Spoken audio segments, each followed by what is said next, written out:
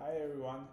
If you want to track AI search traffic coming to your site from places like ChatGPT, Gemini, Perplexity, and others directly in your GA4 account, here's how you can do it. It's very simple actually.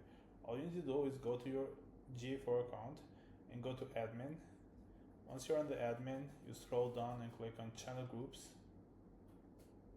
Here we have the default channel group which lists all the channels and sources and mediums and all that, but we'll create a new one and we'll just name it updated channel group. We'll create a new channel and we'll name it AI search traffic, and we'll create the conditions where the source matches the regular expression.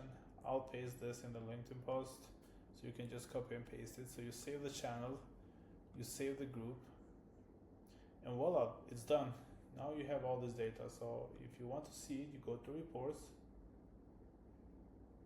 and you go to acquisition, traffic acquisition, user acquisition,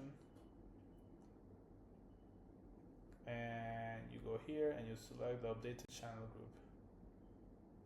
And here it is, all the AI search traffic for the past 4 weeks grouped here, and you can then go and dive deeper and analyze how this is performing for you.